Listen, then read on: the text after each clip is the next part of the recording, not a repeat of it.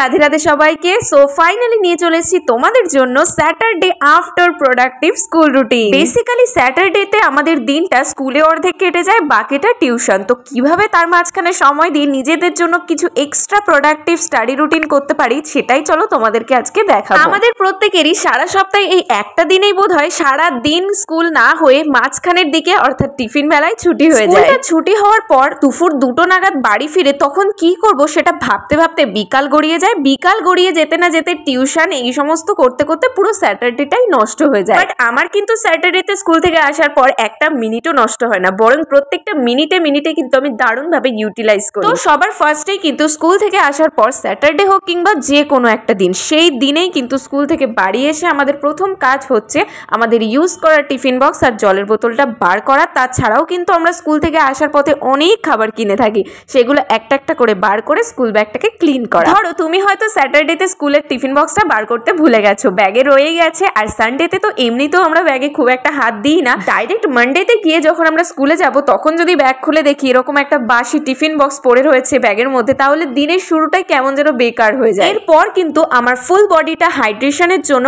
এক গ্লাস ঠান্ডা ঠান্ডা জল নিয়ে বসে গেছি জানলার ধারে ঠান্ডা ঠান্ডা হাওয়া খেতে আর জলটা সিপ সিপ করে খেতে। এই টাইমে তোমরা চাইলে লেবু জল করে খেতে পারো, তবে হ্যাঁ কোল্ড ড্রিঙ্কস আর ফ্রিজ থেকে বার করা ঠান্ডা জলটাকে অ্যাভয়েড করো, কিছুক্ষণ রেখে দিয়ে সেটা খেতে পারো। জানলা দিয়ে বসে বসে দেখছি কত স্টুডেন্ট স্কুল থেকে এখন বাড়ি যাচ্ছে। তো এরপর কিন্তু আমি একদম ফ্রেশ হওয়ার জন্য স্নান করে নিয়েছি।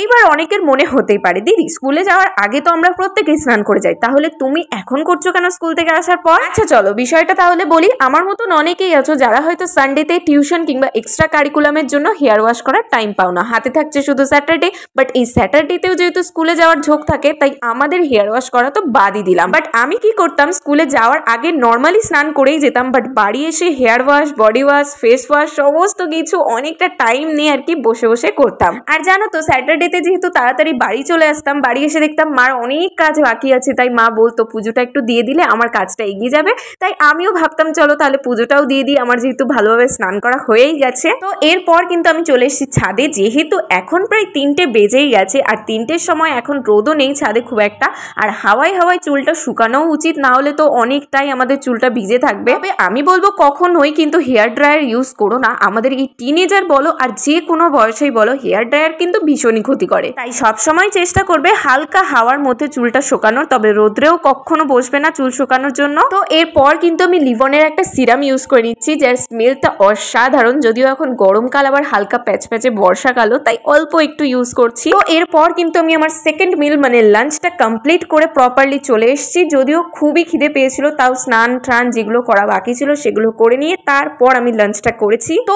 এখন তো কোনো কাজই নেই, এখন একটুখানি নিজের জন্য সময় তো দেওয়াই যেতে পারে। সারা সপ্তাহে তো প্রচুর স্কুল, স্টাডি, পড়াশোনা এই সমস্ত নিয়েই থাকি।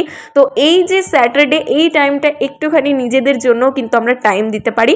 এই টাইমে যে কোনো সোশ্যাল মিডিয়া অ্যাপ ইউজ করতে পারি, ফোন ইউজ করতে পারি কিংবা টিভিও দেখতে পারি। আমি তো স্কুল টাইমগুলোতে প্রচুর পরিমাণে টিভি অ্যাডিক্টেড ছিলাম, বিশেষ করে তো এই শিনচ্যান, কারণ স্যাটারডে আর সানডেতেই নতুন নতুন এপিসোড বেরোতো যেগুলো দেখার জন্য তাড়াতাড়ি করে বাড়ি চলে আসতাম আর টিভি দেখতে দেখতেই লাঞ্চটা করতাম। তবে হ্যাঁ এই টাইমটা কিন্তু হিউজ হবে না, মোটামুটি 1 ঘন্টা হতেই পারে, কারণ আমাদের বাকি কাজগুলো কিন্তু এখনো পেন্ডিং আছে। তো টিভি দেখার পর মোটামুটি 1 ঘন্টার আমি ছোট্ট একটা ন্যাপ নিয়ে নিয়েছিলাম, যেটার পর না এখন সন্ধ্যাবেলায় আমার কিছু চটপটা খেতে ইচ্ছে করছিল।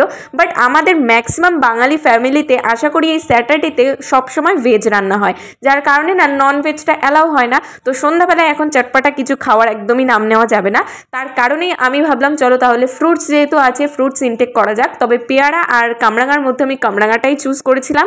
তবে কামরাঙাটা ছিল আমার নিজেরই ছাদ বাগানের গাছে, যেগুলো তোমরা নিশ্চয়ই শর্টসে দেখতেই পাও সব সময়। আর এই কামরাঙার একটা মাখার ভিডিও তোমাদের সাথে খুব তাড়াতাড়ি শেয়ার করব। বাট এই কামরাঙাটা এতটাই জুসি ছিল, সামান্য বিট লবণ দিয়ে এত টেস্ট লাগছিল কি আর বলবো। তো চলো এইটুকু টাইমের মধ্যে কিন্তু আমি প্রচুর অ্যাক্টিভিটি তোমাদের সাথে শেয়ার করে দিয়েছি। এবার যেটা মেইন আমাদের সেটা হচ্ছে স্টাডি। অনেকেরই এই সন্ধ্যাবেলায় টিউশন থাকতে পারে, তারা অবশ্যই বই খাতা গুছিয়ে টিউশনের জন্য রেডি হয়ে বেরোতে পারো। তবে আমার যতদূর মনে পড়ে এই স্কুল টাইমগুলোতে আমার না স্যাটারডেতে একদমই টিউশনের চাপ থাকতো না, বরং সানডেতে প্রচুর টিউশন থাকতো, 3-4টে করে, যার জন্য আমি স্যাটারডেতে নিজের মতন করে বই পড়তাম। আচ্ছা, তোমাদেরকে না পড়তে পড়তে একটা কথা বলতে চাই। তোমরা যারা ভাবো যে স্যাটারডেতে হাফ স্কুল হয় তো শুধু শুধু স্কুল যেয়ে কোনো লাভ নেই, এটাই কিন্তু সব থেকে বড় তোমরা ভুল করছো। কারণ বাকি দিনগুলোতে যেহেতু ফুল পিরিয়ড হয় তো আমাদের স্ট্রেসটাও কিন্তু প্রচুর পরিমাণে থাকে, বাট এই স্যাটারডেতে 4টে ক্লাস করেই যেহেতু আমাদের প্রেজেন্ট হয়ে যায় ফুল ডে, তো বেশ ভালোই কিন্তু মজা হয়। স্কুলটাও অ্যাটেন্ড হলো, আবার আমাদের স্টাডিটাও কিন্তু কমপ্লিট হয়ে যাচ্ছে। এখন কিন্তু আমি বসে গেছি ক্লাস 10-এর একটা বায়োলজি বই নিয়ে। অনেকেরই প্রশ্ন আসতে পারে, দিদি তুমি তো স্কুল স্টুডেন্ট না, তাহলে তুমি কেন আমাদের ক্লাসে বই পড়ছো? অ্যাকচুয়ালি আমার বায়োলজি বইটা এখন খুবই পড়ার দরকার,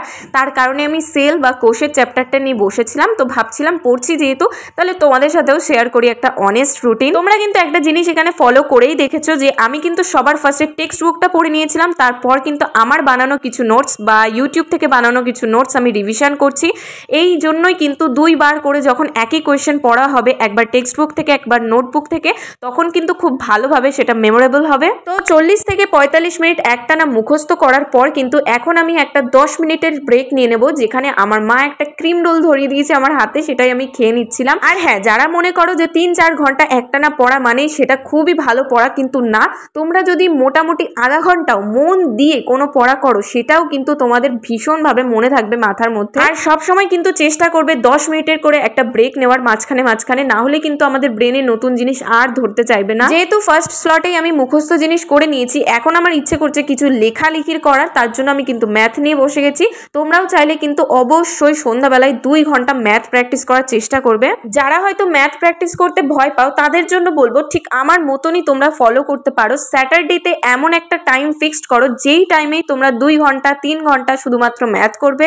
তো আজকের এই পুরো ভিডিওটাই কিন্তু আমি স্যাটারডেতেই শুট করছি, তবে হ্যাঁ, স্যাটারডের কিছুদিন আগেই আপলোড করে দিচ্ছি যাতে পুরো ভিডিওটা তোমরা ফ্রাইডেতেই ফুললি দেখে ফেলো। আর হ্যাঁ, অবশ্যই তোমরা নোট ডাউন করে ফেলো যে কাল থেকে তোমরা কোন কোন জিনিসগুলো আফটার স্কুল রুটিনে করছো। আর হ্যাঁ, তোমরা ফুল ডে কিন্তু কি কি বেনিফিট পেলে সেগুলো কিন্তু আবারও ভিডিওতে এসে কমেন্ট করে জানিও। আর লাইকটা তখনই না হয় করে দিও, এখন করার দরকার নেই যদি বেনিফিট পাও। তো চলো, চ্যানেলটাকে সাবস্ক্রাইব করে দিও, পাশে দেখো। নেক্সট ভিডিওতে খুব তাড়াতাড়ি দেখা হচ্ছে, ততক্ষণে stay safe, stay happy, by.